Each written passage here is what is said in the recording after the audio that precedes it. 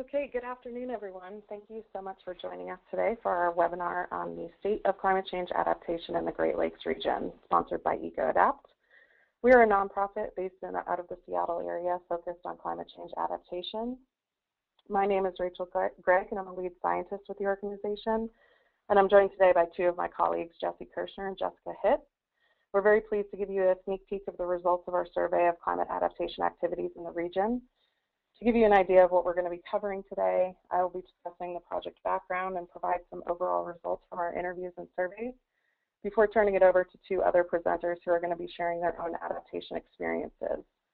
We're very happy to welcome Leslie Brandt from the Northern Institute of Applied Climate Science, who will be talking about the Climate Change Response Framework, and Elizabeth Riggs from the Huron River Watershed Council, who will be providing details on two of their projects, creating climate resilient communities and enhancing local water conservation.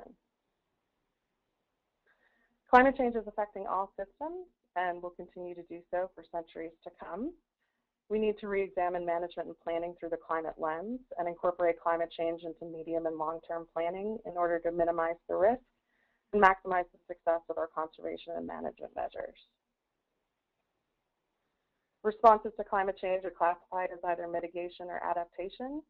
Mitigation strategies help us reduce the rate and extent of change by reducing greenhouse gas emissions or enhancing carbon uptake and storage. But this actually relies quite a bit on multilateral agreement and consensus, which, as the cartoon there reflects, has been pretty difficult to achieve to date. Adaptation strategies help people prepare for the unavoidable effects of climate change, either by minimizing negative impacts or exploiting potential opportunities. So in this sense, we view adaptation as an insurance policy to protect ourselves and our investments from the effects of climate change.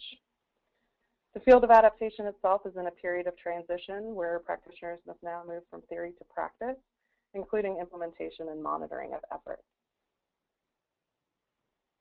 The purpose of EcoAdapt's State of Adaptation program is to help facilitate this transition by providing real-life practical case study examples to try and catalyze some creative thinking around climate change, and by synthesizing information collected through interviews and surveys. We received funding to survey North American marine and coastal environments and terrestrial and coastal western U.S. states and Canadian provinces and territories. What we do is we conduct interviews and surveys, try and identify some common barriers and trends, develop case studies, and then use all of the information collected for different products, including the Climate Adaptation Knowledge Exchange database, our blog Adaptation Nation, and some synthesis reports and products like our 2011 report on the state of marine and coastal adaptation in North America. We also received funding from the Mott Foundation to expand our survey to the freshwater resources of the Great Lakes region. In this project, we conducted interviews and surveys with practitioners to try and identify and assess, where possible, some adaptation activities. We created case studies of selected projects and developed a state of adaptation report. And we're sharing our findings through outreach events such as this, and also through the Climate Adaptation Knowledge Exchange database, or CAKE, and some other resources to try and help increase awareness and hopefully motivate action on climate change. And I want to acknowledge our project team here, which is myself, Jesse Kirshner, Jessica Hitt, and Kirsten Feisel. The Great Lakes region, as we've defined it, is composed of 2 Canadian provinces, 8 U.S. states, and the watersheds, lakes, and rivers that surround the 5 primary lakes. This includes the St. Lawrence River and several other rivers, and some of the smaller lakes such as St. Clair and Lake Champlain. The region contains 21% of the world's freshwater supply and 84% of North America's surface freshwater supply. The economy is dominated by water-dependent uses, including agriculture, shipping, fisheries, and tourism and recreation. And the region is already vulnerable because of non-climatic stressors such as increased urban and suburban development, pollution, habitat degradation, and invasive species establishment. In addition, alterations to the landscape such as dams, levees, water diversions or withdrawals for agriculture and development, and removal or destruction of vegetation in coastal and riparian zones, all of these things combine to decrease the resilience of freshwater systems. And of course, the impacts of climate change are going to act as another layer of stress to the natural and built systems in the Great Lakes.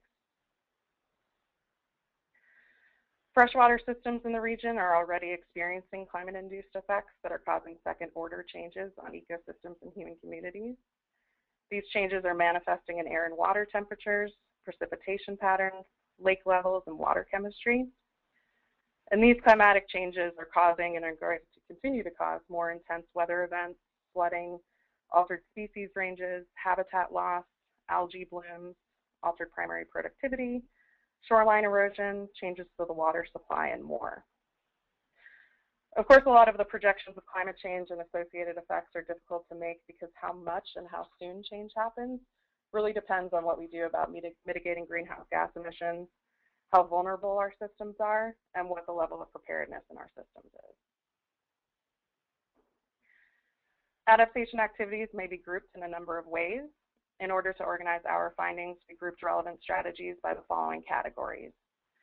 We examined examples from the natural and built environments as they relate to freshwater resources in both capacity building and policy. We examined examples from natural systems and natural resource management and conservation, and then those focused on the built environment and infrastructure planning and development. What I'm going to do now is walk you through each of these categories and give some examples of the projects and initiatives we've come across. The first category is capacity building. So I mentioned earlier, climate change adaptation is a developing field, and that's going to require a significant amount of capacity in order to move from theory to practice. And people are rarely formally trained on how to integrate climate change into their work, which creates both great need and great opportunity. And it turns out that the majority of projects uncovered in our survey are actually focused on building capacity to address climate change. One strategy is designing or reforming institutions. A lot of institutions have been created in the Great Lakes to support adaptation, such as the Michigan Climate Coalition, which is a public-private partnership modeled after the Wisconsin Initiative on Climate Change Impacts, and the Ontario Center for Climate Impacts and Adaptation Resources. This strategy also includes doing things like increasing organizational capacity and coordinating planning and management. Another strategy is conducting research, studies, and assessments on impacts and vulnerability in order to collect information and really try and understand how climate change is going to affect different sectors. So for example, there are a few species level impact assessments occurring at a few different scales in the region. In Minnesota, the National Park Service and partners are collaborating on a project to try and track moose movement within Voyageurs National Park. What they're doing is they're using GPS collars that provide location and temperature data at different time intervals. And they're using the data collected to allow them to test some hypotheses about moose movement in relation to changes in temperature and weather, and also to try and identify areas that may act as potential climate refugia in the future. Training and planning workshops are also popular in the region. A series of workshops have been run by Freshwater Future and us at EcoAdapt since 2010 in different Great Lakes cities.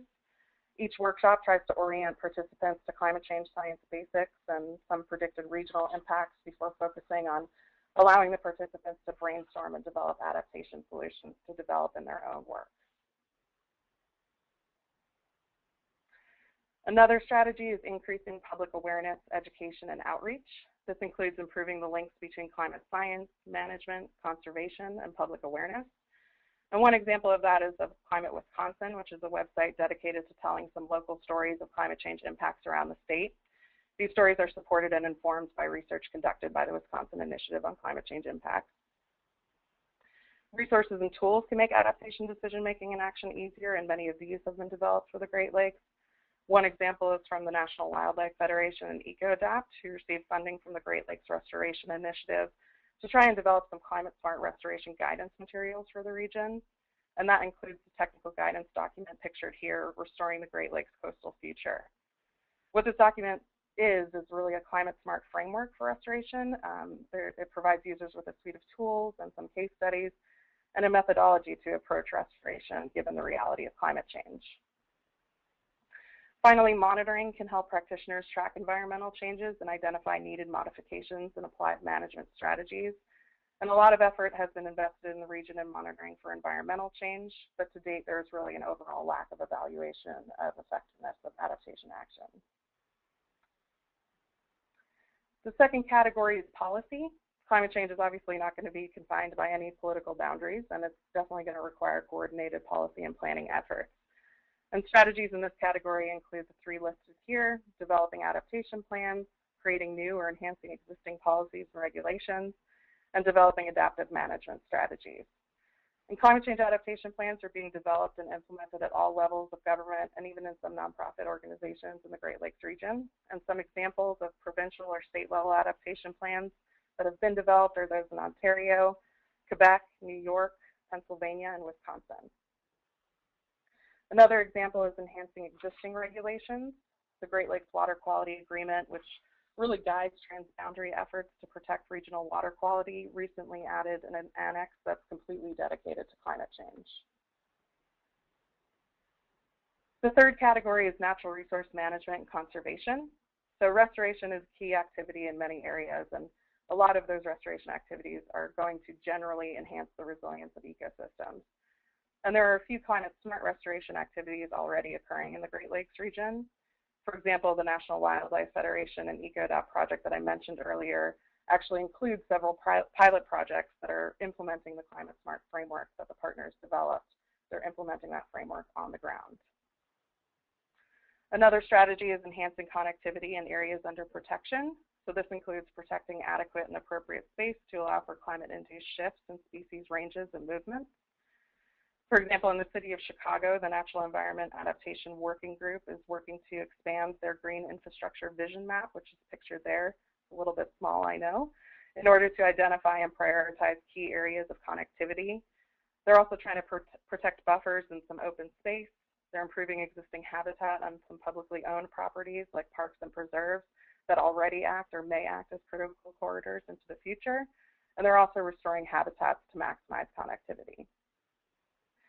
Reducing local change can also help minimize vulnerability in natural systems, and this includes maintaining riparian and coastal vegetation cover or reducing deforestation, which in turn can provide some shoreline stabilization, increase water retention, and slow water flows and velocity.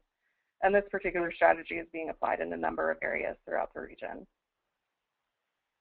There are also numerous non-climate stressors that already affect the Great Lakes, like we mentioned earlier, which makes the region more vulnerable to climate change. Examples of activities to reduce non-climate stressors likely to interact with climate change include managing water withdrawals, reducing pollution, and reducing the presence and extent of invasive and non-native species. The final category of adaptation strategies is infrastructure planning and development. This category deals with climate-related threats to water resources and communities and the means to protect infrastructure and public health and safety. The first strategy is making infrastructure resistant or resilient to climate change. So for example, existing stormwater management systems will likely not be able to handle future runoff and water flows, which can lead to infrastructure and property damage, water quality degradation, and habitat loss. In the Weather Extreme Trends project in Minnesota's Minnehaha Creek Watershed, project leads are evaluating existing stormwater systems, identifying vulnerabilities, and leading a community-driven process to develop adaptation plans for stormwater systems in the watershed. Local community planning and engagement are key to adaptation implementation. The New York Climate Smart Communities program provides communities with technical support and guidance.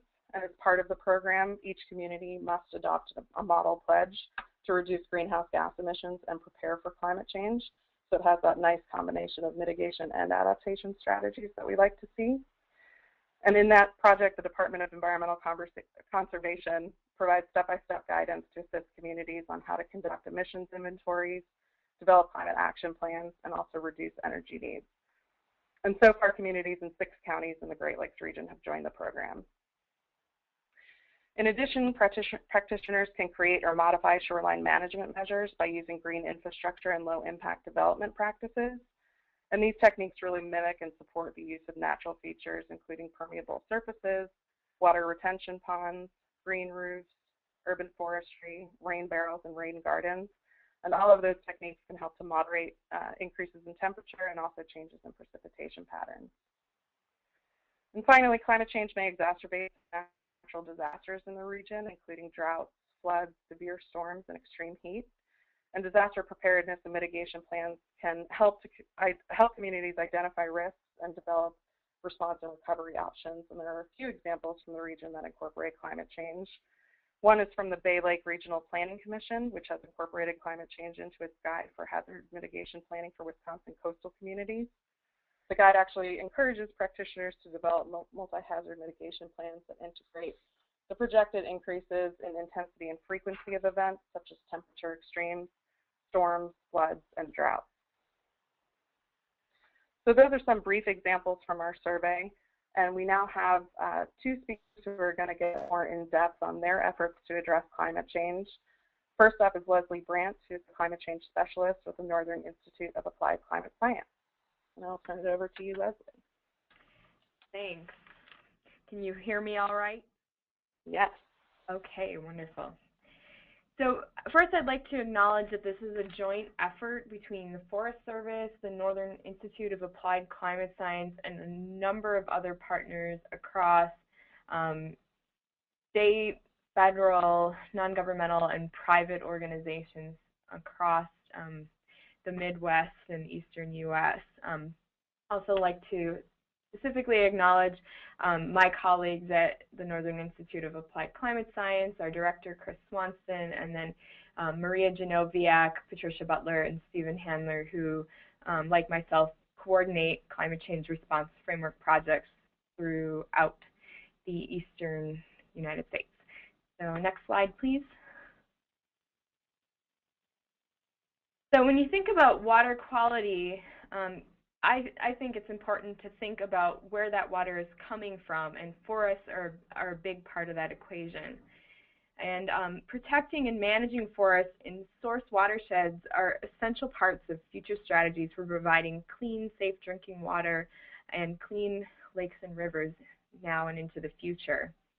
And these figures here, the areas in blue on the left indicate watersheds that have a high ability to provide clean water, and these line up well with areas that are primarily forested, which are shown in brown and green areas on the right. We can, next slide. Okay. So we designed the climate change response framework to help manage our forests sustainably into the future under an uncertain climate. And the framework is a 6-step process that can be applied at multiple scales. The first step is to identify a location, ecosystems of interest, and a time frame, and then to work to establish partnerships within that area. And then those partners work together to assess ecosystem vulnerabilities to climate change, compile adaptation strategies and approaches, and then plan and implement adaptation actions at appropriate scales, and then ultimately integrate that into monitoring and evaluation. Next slide. Currently, there are 3 large eco-regional framework projects underway. These are in various stages of development. The Wisconsin portion of the North Woods project began in 2009 and was the pilot project that served as a model for expansion into other areas. Next slide. The climate change response framework has 4 major deliverables. Partnerships are, like I mentioned, between scientists, land managers, federal, state, non-governmental, university, and industry organizations. And these partners work together to develop vulnerability assessments. And these focus on understanding how climate change may affect forests in a specific area. And then we use that vulnerability information to incorporate into our next step, which is summarized in a document called the Forest Adaptation Resources. And this document identifies strategies and approaches to responding to climate change, and then works with land managers to develop specific on-the-ground tactics. And that brings me to the last part, which is demonstration projects. And these incorporate information from the forest adaptation resources and vulnerability assessments into decision-making and on-the-ground projects. Next slide. To give you an example of how the framework operates, I'm going to walk you through a few highlights from our Wisconsin framework project that is the furthest along. Next slide. To increase collaboration and dialogue, partners from the Wisconsin Framework Project launched a new effort called the Shared Landscapes Initiative. The Shared Landscapes Initiative is a cross-ownership partnership that provides a forum for the forestry community in northern Wisconsin to discuss climate change impacts on ecosystems, management responses, and cooperative activities across a variety of organizations. Next slide. These partners have worked together to develop a vulnerability assessment for northern Wisconsin. A first version of the assessment has been completed and is available free for download, and the link is shown here on the right.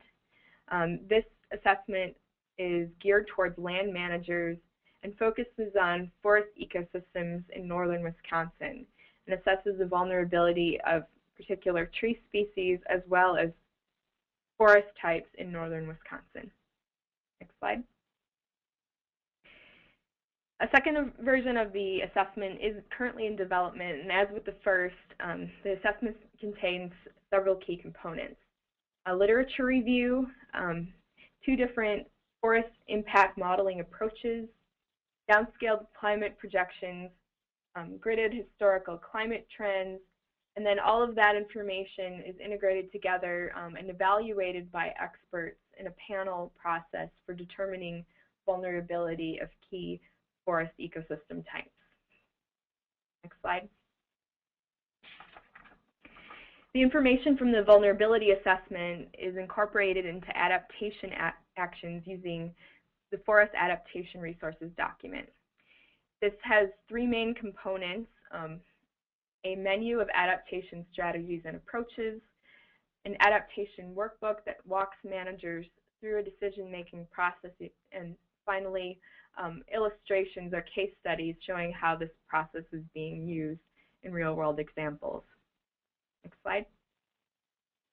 The workbook includes 5 key steps, and the second of which incorporates information from the vulnerability assessment.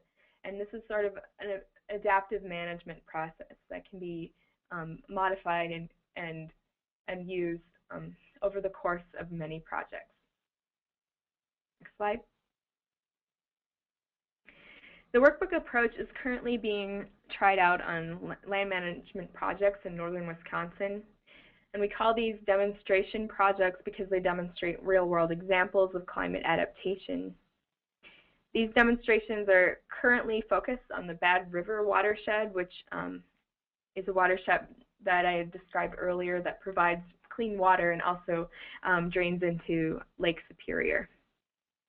And we currently have the Carolyn Lakes project, which is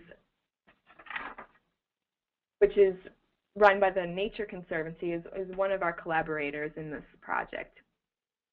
So each organization reviews its individual land management practices and objectives and walks through the workbook to identify relevant adaptation strategies and specific stand-level tactics. So for example, in the Carolyn Lakes, their objective was to maintain species composition and diversity and increase structural diversity. And they looked at their current practice, and then they identified 5 possible adaptation actions. And then 2 of these were selected as something that they thought that they could incorporate into their current land management plan. Next slide. So if you'd like to learn more about the climate framework process or what else we have underway, please visit our website, which is climateframework.org, or feel free to contact me. And it looks like my name is cut off at the bottom, but it's but I'm sure you can get that contact information from our workshop or webinar organizers. Thanks. Yes, we'll definitely send that out. Sorry about that. Thanks, Leslie. And next up, we have Elizabeth Riggs from the Huron River Watershed Council. Thanks, Rachel. Hi, everybody. Good afternoon. Also, I just wanted to say that on this call with us is our new watershed planner, Rebecca Esselman, who joined us this summer to head up our climate work. So she'll also be available during the question and answer portion of the webinar to talk about the project. The Huron River Watershed Council has been around since 1965, making our council the first one in Michigan. So we have a long history of working for the Huron River, and we currently have a staff of 10 professionals ranging from watershed planners and ecologists to development director, marketing director, and so on. We have been working, as I said, since 1965 on this 900 square miles of southeastern Michigan. The watershed is located, just to get you oriented, and there's a map there for you to see, but we're in between Detroit and Lansing. The type of watershed is it has just about everything in it. We have some agricultural area. There's the Ann Arbor, Ypsilanti metropolitan area.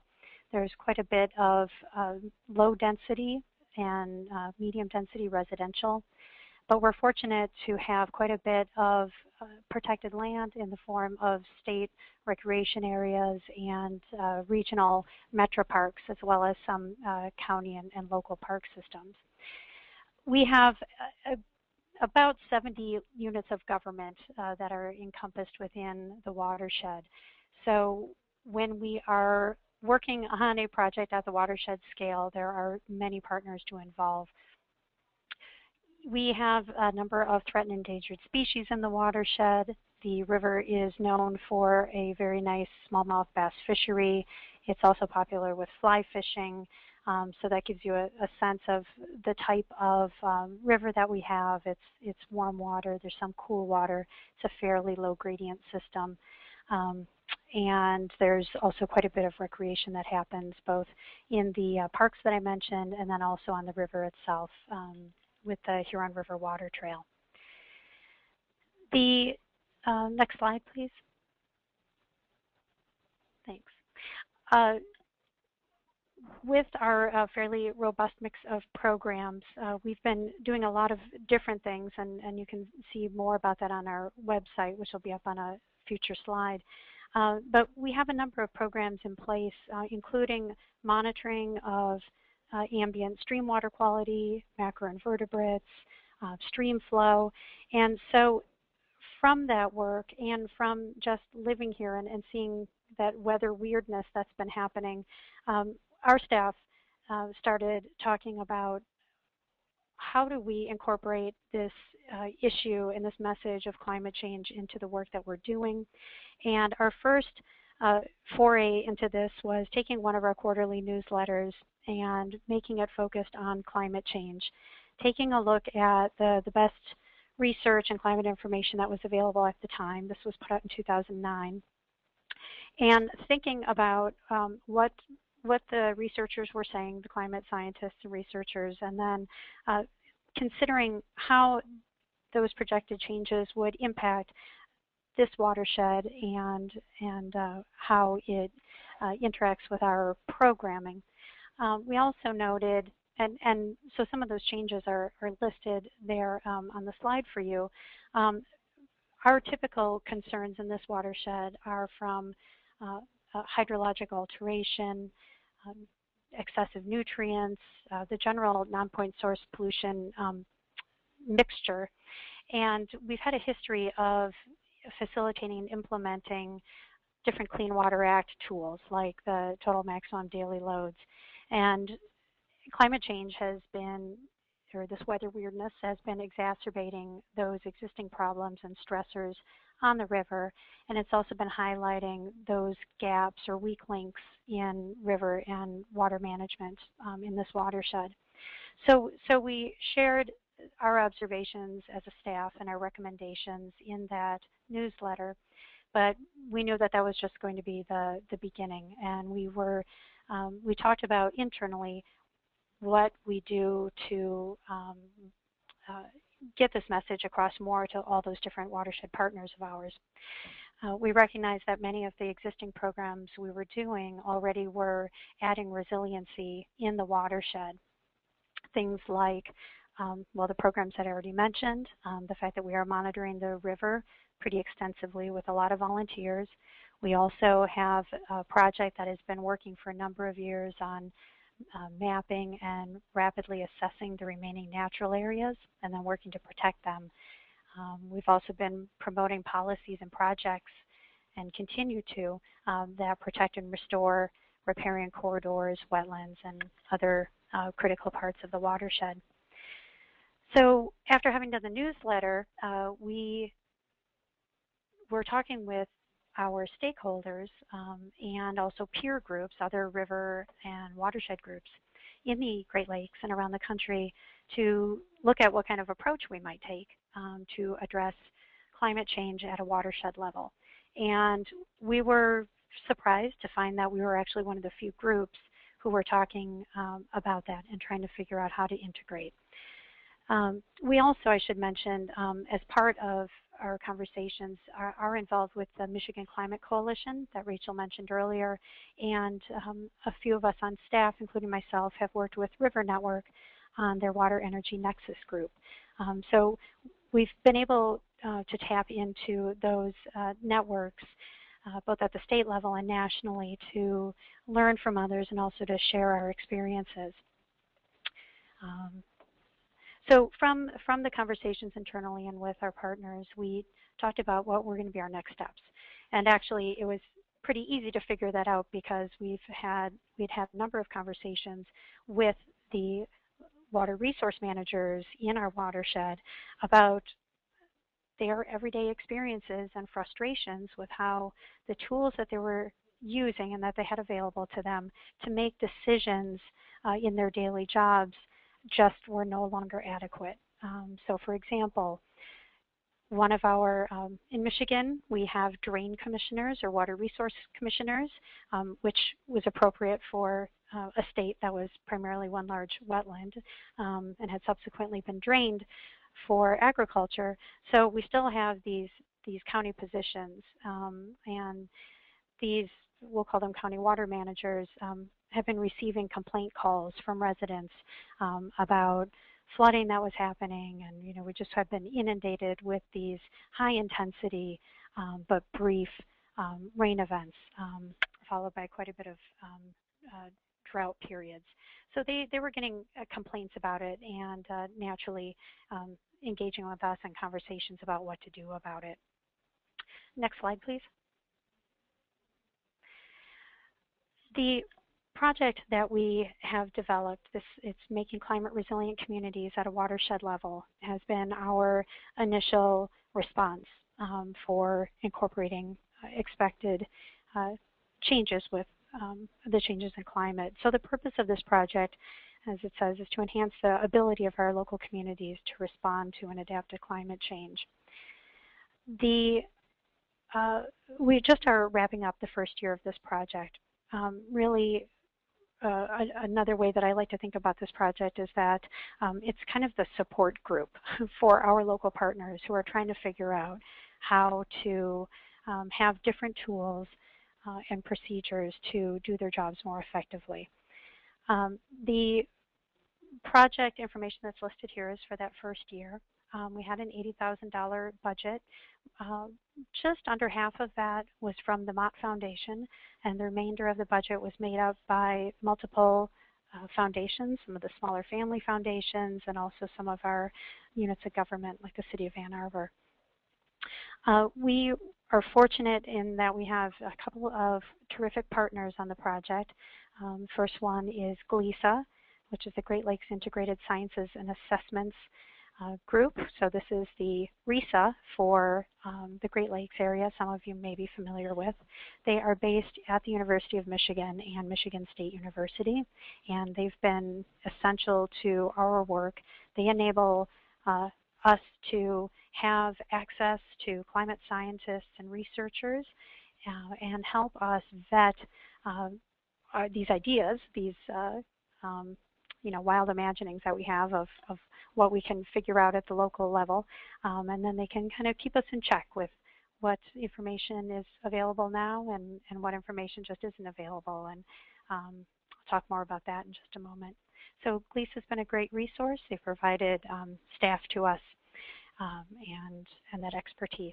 And also River Network has been involved, and they are helpful in providing us with resources on the project and with helping us scale up to reach those other river and watershed groups that are part of River Network.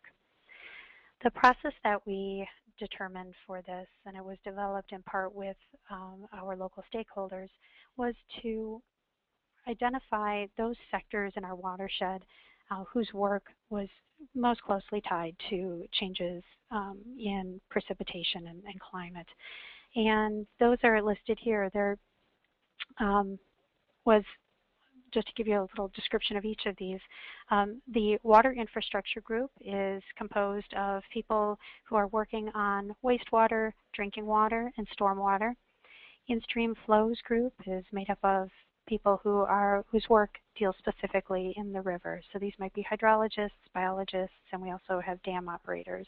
And then Natural Infrastructure Group is composed of people who are working on natural resource management and protection, or natural lands. So our land trusts, land conservancies, for example.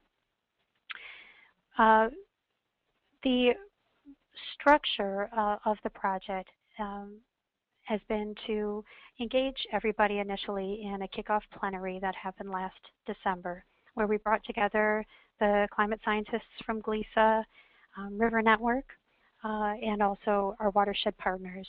We invited we had an invite list of about 75 people who we specifically wanted to invite to be a part of this process. And really at that meeting, it was partially a meeting to determine who would be engaged enough over the next several months to stick with this process. Because after that kickoff plenary, we were envisioning facilitating these 3 sector groups so that they move forward in parallel with monthly meetings. So at each monthly meeting, our organization would facilitate those and move them from, at the beginning, identifying what their challenges were in their sector, and then moving forward with reviewing what was the current climate science that was particular to their sector, and eventually moving them along to identifying what would be the high impact strategies that they would want to pursue at the end of the project.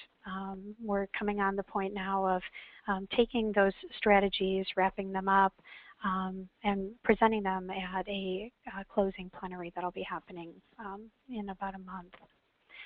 In terms of examples of strategies that these groups have pursued, I'll introduce these, and Rebecca may want to expand on them during the question and answer. The Water Infrastructure Group has pursued a couple of things, one of which is to identify some no regrets strategies that they could pursue. Some of you may be familiar with that. The other angle that they've been after is trying to influence the process of that NOAA uses to update the rainfall frequency curves. So they have rainfall atlases for each part of the country. The update for our region of the Great Lakes is currently happening, and the group has been trying to influence that process by sharing with NOAA the latest climatology for this part of Michigan, so that the rainfall information that's included in the atlas is more representative of more current weather patterns.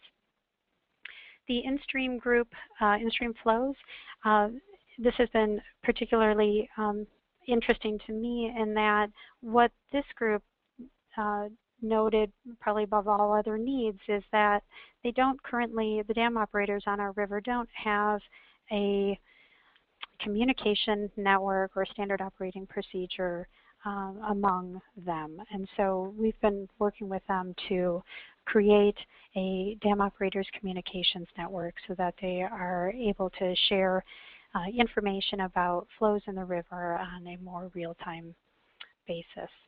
The Natural Infrastructure Group has been working on creating species profiles, indicator species profiles that would serve as proxies for changes in habitat. To give you a sense of how this would be useful, one of our participants from one of the local land conservancies said, what should we be thinking about when a landowner wants to donate a property to our land conservancy? Should we still be protecting land for a particular species or habitat type if 50 to 100 years from now that species or habitat type is not really going to be part of the mosaic of this part of Michigan. So it's really helping them decide what is the best way to use limited resources. Next slide, please. The other project that we've been working on is one that gets more at water conservation. Our climate resilient work tends to focus more on climate adaptation, and this is getting a little bit at the mitigation side of things with the water conservation focus. But through the Saving Water Saves Energy project, the Watershed Council has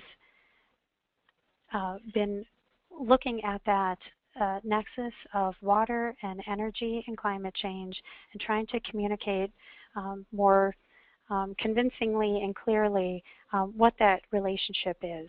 That idea that if you save water, you're actually saving energy because there's less energy required to produce that water for domestic purposes, and then the converse is true as well. This project is a 3-year project that began in 2011. The funder for this project is actually a foundation from the Masco Corporation. Masco is a company that works in home improvement.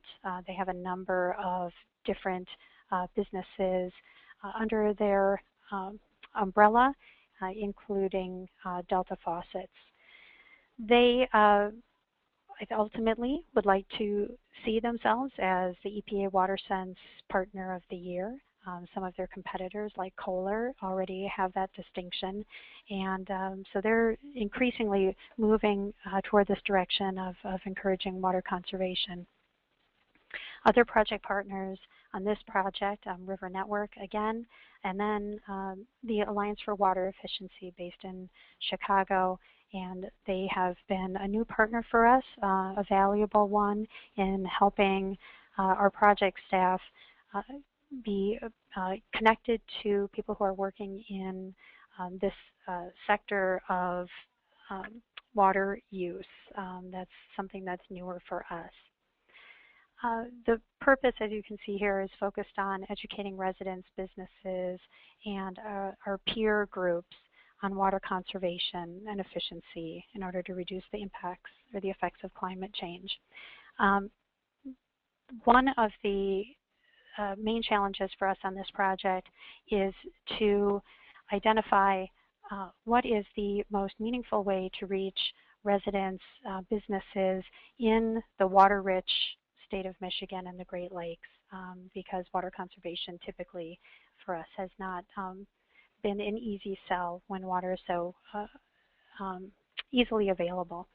So in this 3-year project, our process has been primarily in years 1 and 2 to do marketing research and involve focus groups to enable us to tailor our messaging and to start developing resources and tools that we can scale up to national markets in year 3.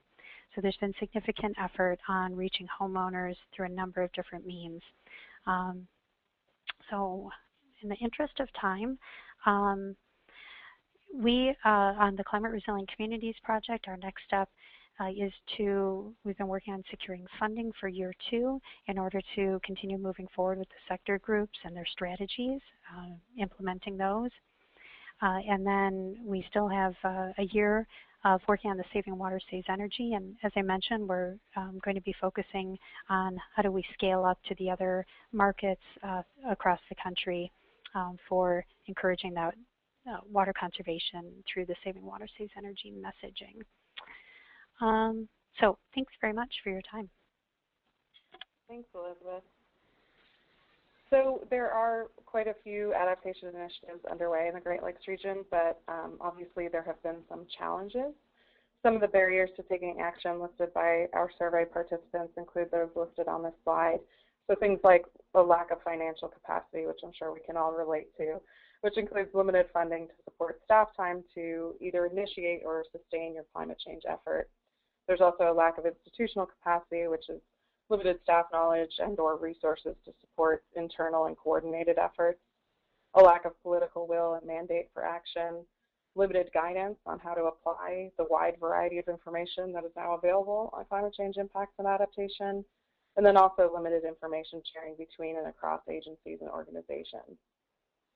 However, the good thing is that there are plenty of opportunities.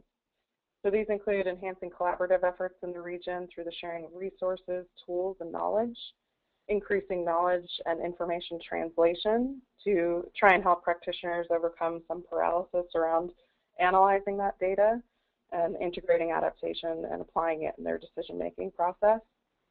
Also, engaging in other national or international efforts. The region could definitely benefit from joining other efforts such as the Water Utility Climate Alliance and the Storm Smart Coast Network. Enhancing monitoring and evaluation to track what is and is not working so that approaches can be modified.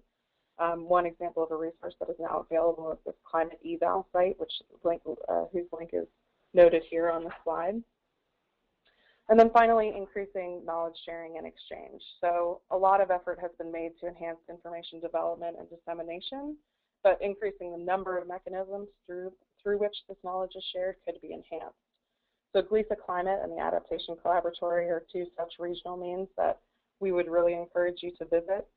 In addition, engaging in and sharing local knowledge on more national and international websites such as CAKE and EcoAdapt would also promote adaptation activities in the Great Lakes.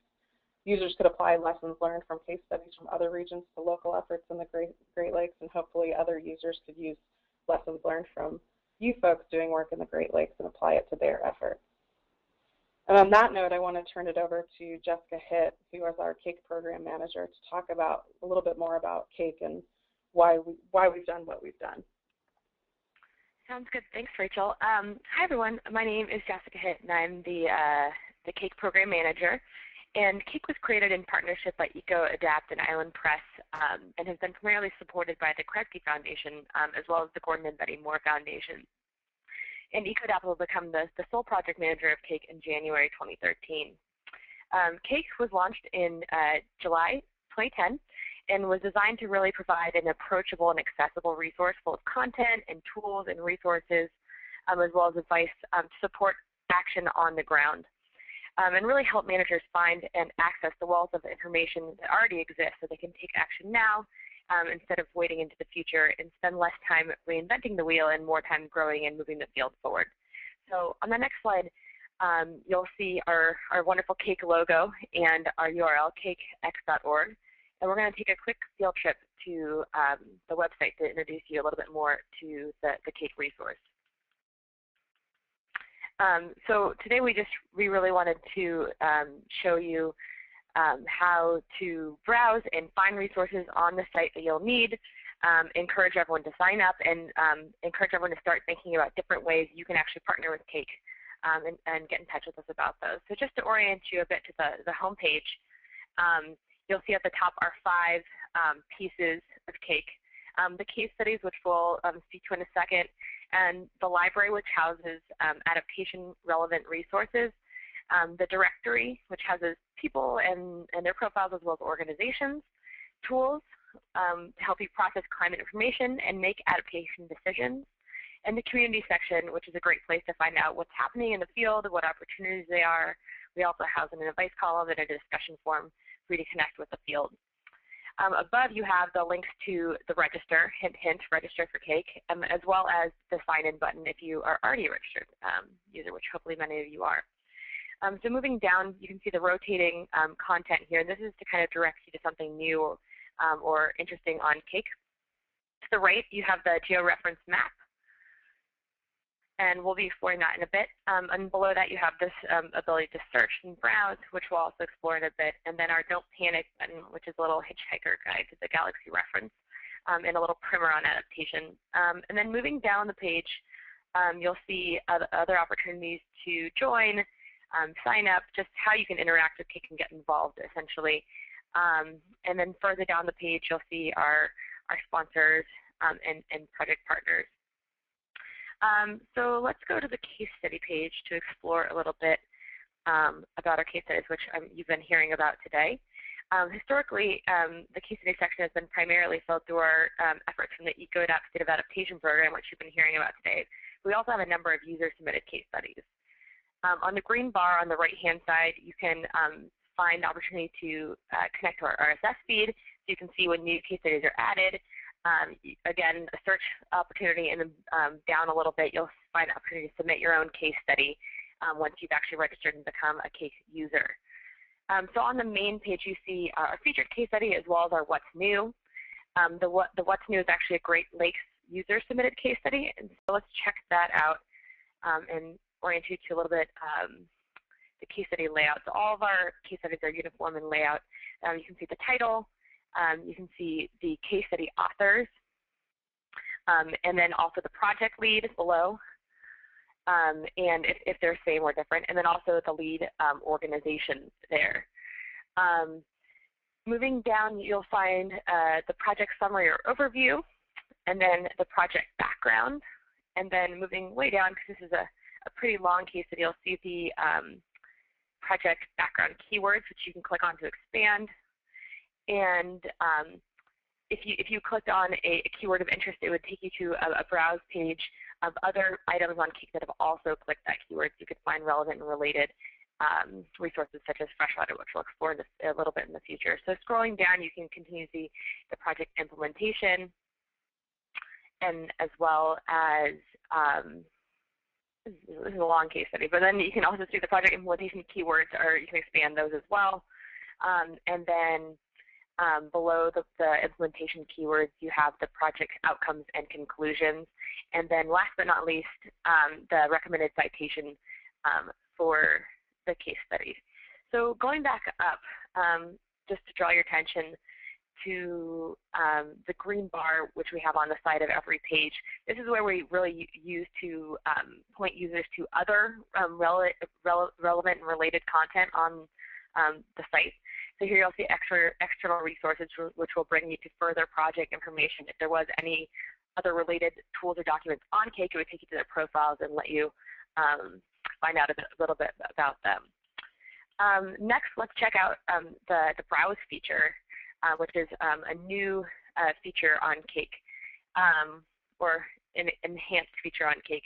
As Cake has been growing over the last couple of years, we really realized there was so much content, we really wanted to expand the ability of users to actually browse what was on Cake to find and locate what they needed quickly. So on the left-hand side, you'll see ways to actually refine your search down for our pieces of Cake and their little icons there. You can search for a case study specifically or for a tool specifically, and then actually drill down to say maybe your sector or your habitat or whatever it may be that is your area of interest. So we entered Cake from the Browse Case Studies homepage, so you'll see right there that there's we've actually, the case study section is highlighted, so that allows you, we're only seeing case studies in this section. So say running through a search scenario, we're looking for projects focusing on freshwater, and then you can see it'll now bring up, now you'll have case studies that are focusing on freshwater, and you can drill down further depending on your area of interest, whether it's an adaptation strategy you're looking to find more about, or maybe you're looking for a certain type of jurisdiction or scale, so community or local, or even a impact of interest. So this will allow you to really kind of find what's relevant for Cake on you. So going back up to the top, say you've drilled down and you're like, this is great, these resources are wonderful, you know who really uses these, a colleague of mine. You could actually use the share this button to share this exact search page, and you can just email it right over to your colleague, and when they open that link, it'll bring them right to this search page with the specifications already clicked. So they'll see exactly what you're seeing now. So that's a quick tour of the Cake site and a little bit what you can find on and how you can use it. And just one more plug for everyone to register and actually become an active part of the Cake community. So moving back over to the PowerPoint, you've heard a little bit from Rachel on the State Adaptation Program, and I've just walked you briefly through the Climate Adaptation Knowledge Exchange, or CAKE, and I just wanted to talk briefly to our other two programs and some projects of interest. Our Awareness Action Program, which are capacity building workshops aimed at moving people from awareness to action and implementation. One project under our Awareness to Action Program, which would be of interest, is the National Adaptation Forum, which EcoAdapt is working on with a host of partners. and was an effort that actually grew out of our Marine and Coastal State of Adaptation survey funded by the Moore Foundation. And this will be actually a whole conference and training forum dedicated to adaptation, and the themes focus on the adaptation process. So the themes being problem identification, planning, and capacity building, implementation, and evaluation. And we encourage everyone here with us today to attend the conference. It's in Denver, Colorado in April next year, but also to consider submitting a proposal for a poster, a presentation, working group, whatever your area of interest is.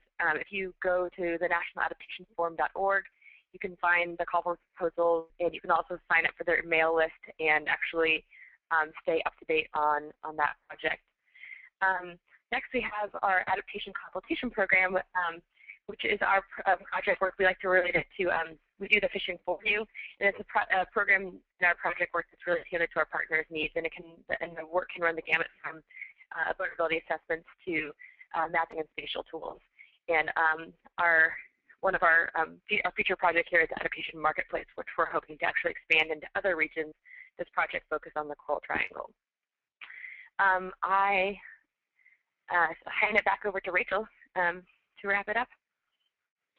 Sure. So thank you so much for joining us today. We are actually going to be releasing the report and the recording of this webinar early next week. And the case studies and some other resources are going to be available on CAKE shortly. We're going to send everyone who joined us on the webinar today an email announcement announcing that release as well as the press release. We do want to open up the floor for questions now, but one thing I want to point out is that we have created a project page on our website. So if you go to the project page, if you go to EcoAdapt.org and click on State of Adaptation, you'll see a link to the Great Lakes project page. So you can click on that and get a little bit more information if you'd like, some related case studies that are on CAKE already, and that's where we'll be posting the report and the recording of the webinar. Thank you so much for joining us today.